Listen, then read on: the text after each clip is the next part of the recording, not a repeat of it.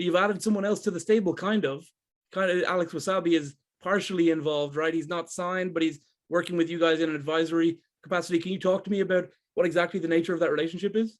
Yeah, so we're advising Alex in his boxing endeavors. So he came off a big win. He's not officially an MVP athlete, but we have a lot of experience in this realm, and he needed some help with negotiations and figuring out how to map out his career and his game plan. And so Nikis and I have stepped in to really help him, and obviously he's a big star and a big YouTuber. And we sort of figured out the formula to making these fights happen and to make a lot of money off of it. So it just made sense for us to, reach out a helping hand and help with everything that's going on. And hopefully we can lock down one of these big fights with him against another big YouTuber from the UK or something like that. I think we all know who the ideal one would be, right? And it's also someone about whom you have a great interest, and the co-owner of this place, maybe, perhaps. But is that realistic? Is that possible? I know that you're talking about you're going to fight in August is the plan, and he's planning on fighting in August, perhaps. Is that possible for Alex to be the opponent in that August date? Yes, and that's what we're shooting for. And I think it could very easily happen. Just from KSI's side, him actually getting in the ring. He keeps on talking about it, but he's been talking about it for what seems like 3 years now.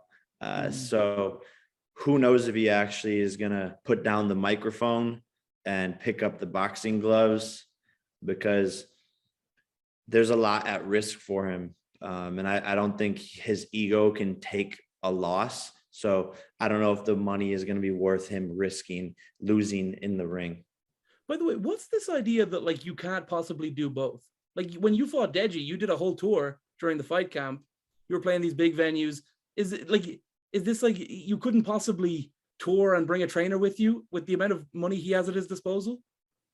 Look, man, you're preaching to the choir. These are excuses that he's been using for the past couple of years. And, you take a look at his Spotify and his monthly listeners, and they're just slowly declining because you can only pay for so many features. He paid damn near every person in the rap game to do a feature for him.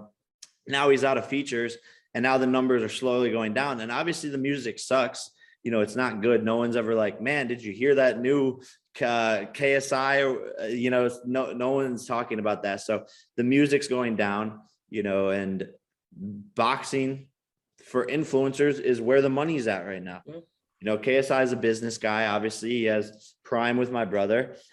So when the numbers are declining on the music side of things, you're going to look towards boxing, right?